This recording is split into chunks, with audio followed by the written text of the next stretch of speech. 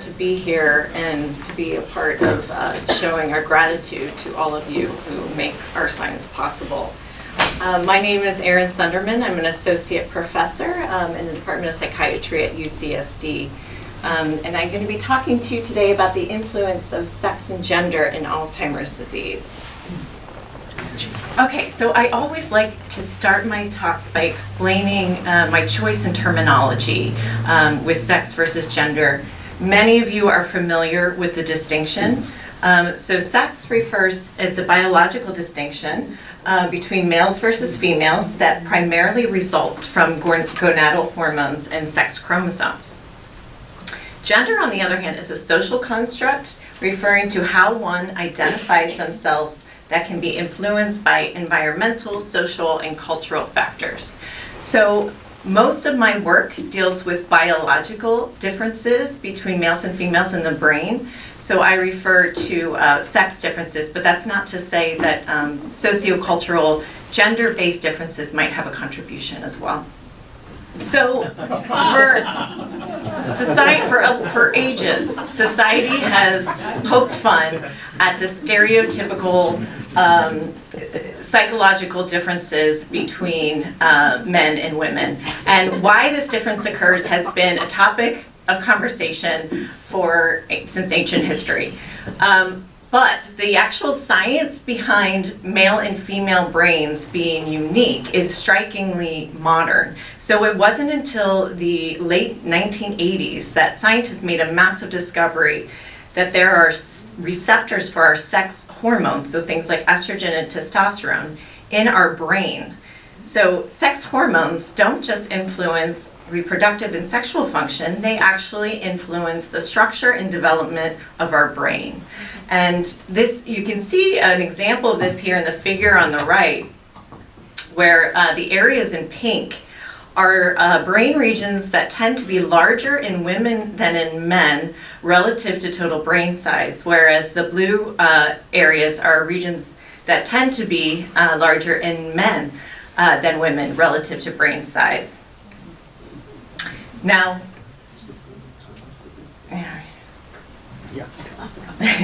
so one thing that has been an impediment to science is that the female brain has received astonishingly little attention in brain health research, and that is starting to change now, where we're starting to appreciate more and more that sex is not just a difference between reproductive function, it's also a difference in how our brains function. And we're starting to realize that our brain health studies, we need to look within women and within men, because it's possible that certain therapies and risk interventions may differ between men and women. So there's no doubt that women bear the greatest burden of Alzheimer's disease. So they represent 2/3 of Alzheimer's disease cases, and they are also the majority of Alzheimer's caregivers. So why this has perplexed scientists always. So one theory is that, okay, women live longer, so maybe it is the case that women have more of an opportunity to develop Alzheimer's disease than men. And this may have some contribution, but our research suggests that it is just a small contribution and there's other factors at play. So one fact that really hits home for me is that women do not have higher rates of other age-related disorders. So things like Parkinson's disease, which actually have higher rates in men. So there really is something unique about sex and Alzheimer's disease. So what's good for science is that there is information in this sex difference. So this sex difference gives us clues that there are likely sex disparate factors at play in Alzheimer's disease. And these could be sex hormones, they could be genetic factors on the X and Y chromosome, they could be gender-based sociocultural factors. And we need to research these factors and the mechanisms that they influence to better understand why men are more protected than women. And by doing so, we're really using sex differences as a window into disease cause overall in helping everyone. So beyond prevalence, there's also sex differences in the symptom trajectory of Alzheimer's disease. So Dr. Brewer talked to you earlier about how we often associate Alzheimer's disease with the dementia stages, but the disease actually starts, its brain changes up to a decade or more before we see clinical symptoms. So we often think of Alzheimer's disease as a continuum, where it ends in the dementia stages, but it starts with what we call preclinical stages. And this is where Alzheimer's pathogenesis has begun, and we can usually detect it using biomarkers. But there are any clinical change is too subtle to be detected using our clinical tests. So the next phase is MCI, or mild cognitive impairment. And this is where mild cognitive deficits start to manifest, but they aren't severe enough to interfere with everyday life. And then at the dementia stage, of course, the cognitive impairment is more severe and it does interfere with everyday life. So our research suggests that there are sex differences in the symptom presentation of Alzheimer's disease, and these sex differences differ by disease stage. So in the preclinical to early MCI stage, men or women actually have a cognitive advantage over men. So particularly in the domain of verbal memory, which is memory for verbally presented material. However, once they hit that MCI stage, women tend to show a faster decline compared to men. So this means that on average, sex differences in the symptom trajectory look more like this figure on the right, where men, the blue line, show a more gradual decline over time, whereas women are better able to maintain their memory function for longer into the disease trajectory. But then they reach a sort of tipping point where the disease burden is so advanced that they can't maintain their memory anymore, and then they tend to decline faster. So in order to better understand the sex difference in Alzheimer's disease, let's go back and think about sex differences in cognition in the healthy male and female brain. So on average, men tend to have better visuospatial skills, gross motor function, mathematical problem solving, and women tend to have better verbal memory, fine motor skills, and information processing speed. Now, the reason why I'm highlighting this verbal memory advantage in women is because verbal memory is one of the cognitive skills that it shows the earliest impairment in Alzheimer's disease. And many of our clinical tests that we use to detect mild cognitive impairment involve verbal memory tests that look a lot like this example on the right, where we give a hypothetical. I'm sure many of you are familiar with this. We give a hypothetical shopping list of words. We ask you to remember it immediately, and then we ask again after a delay. So women tend to do better on this task than men, and that is true for all ages.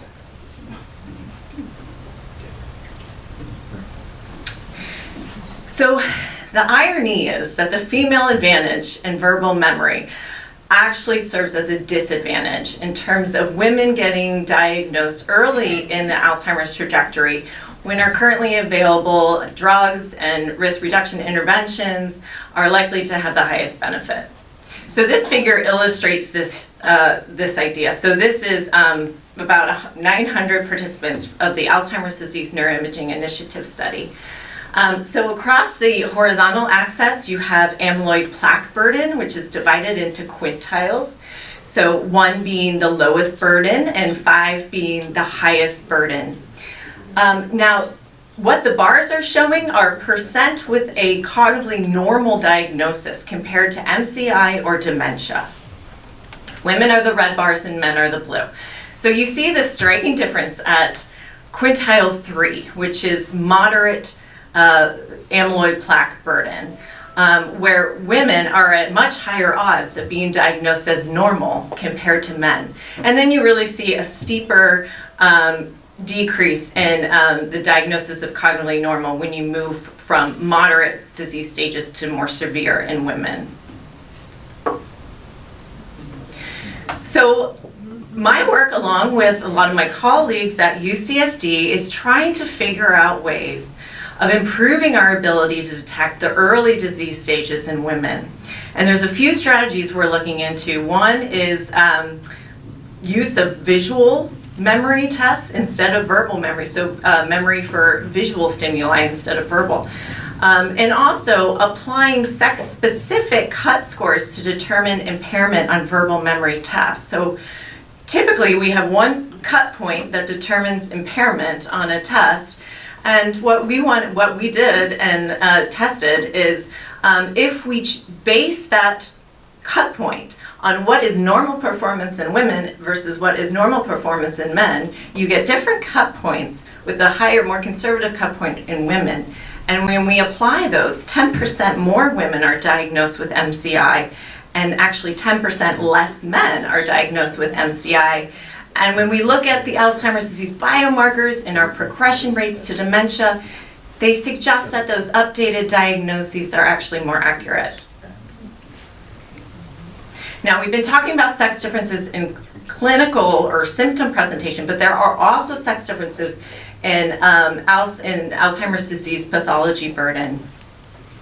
So you heard about these neurofibrillary tangles and the amyloid plaques. Well, women tend to show a higher burden of the tau tangles in the early stages of Alzheimer's disease. So here in this figure where this is a PET-derived measure of tau, and tau is represented by the yellow color. So you can see in the female brain, near the memory center of the brain, women have more tau burden compared to men, and this is work from my colleague Sarah Banks. Now, what's interesting or notable about tau is that it is tau and not so much amyloid that relates to cognitive function. So why is it that women have more tau than men? Well, we don't know. But my colleague and I think that inflammation may be a culprit. And this is because inflammation plays a key role in Alzheimer's disease pathology, including tau. And there are also some really important sex differences in inflammation. So for example, women have a more robust immune response to insults. And this can be advantageous, of course, in some cases, but it can also go uncontrolled in others. So it's striking that women represent 80% of autoimmune disorders. So work from my own lab shows that certain neuroinflammatory markers that we get from cerebrospinal fluid actually show stronger relationships to cognition in women compared to men. So in this figure, women are the darker line or column, and men are the lighter column. And then as you move across the horizontal axis, inflammation increases. And you can see that it's really only in women that we see a decrease in cognition as inflammation increases, and not so much in men. And what is interesting is that this female-specific relationship between inflammation and cognition was statistically accounted for or explained by markers of tau pathology. So there really is something there in the interplay of sex, inflammation, and tau. And this led my colleague, Dr. Sarah Banks, and I to develop a study with the specific goal of better understanding whether inflammation is key to the greater tau in women. And could understanding that help us to learn how to restrict or slow the spread of tau? And also, because inflammation is so impacted by lifestyle factors, how do lifestyle factors that impact inflammation, so things like physical activity, sleep, and diet, contribute to the spread of tau? So this is a study called the Women Inflammation and Tau Study, or WITS. It's currently ongoing, and it takes place at UCSD. I have some flyers on the table out in the lobby in case anyone is interested. We are enrolling women 65 and older who are at higher risk of Alzheimer's disease by some combination of factors, being genetics, family history, mild cognitive deficits. And we have a variety of data collection points that really allows us to do a deep, intensive look into this relationship between inflammation and tau and how lifestyle factors influence this relationship. So we do a lumbar puncture to get neuroinflammatory markers and Alzheimer's pathology markers, and we partner with the ADRC and their clinicians, so you're in the same good hands as in the ADRC for these lumbar punctures. We do a blood draw to measure sex hormones, and we actually use an ultra-sensitive assay that is able to even detect the very low sex hormone levels that we see in postmenopausal women. We use activity devices that can be worn that measure sleep and physical activity. We do MRI and PET scans to measure brain volume and tau in the brain. And we do cognitive testing, and you bet we do both visual and verbal memory tests. And so we are only about halfway through our goal of enrolling 110 women, but we have done some early look into the data already, and we have found some interesting relationships that have already popped out. And so I just wanted to share a couple with you today. So this is a study that was done by a medical student we're working with, Emma Rice. She was interested in looking at responses that our participants provide on a questionnaire that assesses weekly activities. So these weekly activities can be divided into sedentary, like knitting or reading, or physical activity like pickleball or walking. So what we found is that as more sedentary activity increases, there's worse tau burden in the brain. So of course we need to analyze with a larger sample. This is just an early look, but this may suggest that in terms of lifestyle factors, it could be that physical activity has more of a protective effect than, say, cognitively stimulating sedentary activity when it comes to tau development. So I know there was a question about sleep, and that is highly interesting to myself and my colleague as well. So we are doing sleep monitoring. We also do an at-home sleep test for sleep apnea. That's something that we're really interested in as a potential risk factor for Alzheimer's disease. And sleep apnea is something that has historically been considered a more male-dominant disease, but in actuality, postmenopausal women have equal frequency compared to men. In fact, women can be underdiagnosed more because due to sex differences in symptom presentation of the disease. So strikingly, among our 39 participants that we've been able to dig into the data so far, 70% demonstrated at least mild sleep apnea symptoms. And this is about 10% higher than the prevalence rates out there. I believe I've seen 60% of people age 60 and older, or 65 and older, tend to have at least mild mild sleep apnea symptoms. So what we found is that as less sleep apnea symptoms relate to less tau. And the good news is that sleep apnea is a modifiable risk factor, so there is a treatment for it called continuous positive airway pressure, or CPAP. The literature does suggest that use of CPAP helps to reduce the odds of future cognitive decline. So that's good news. It is modifiable.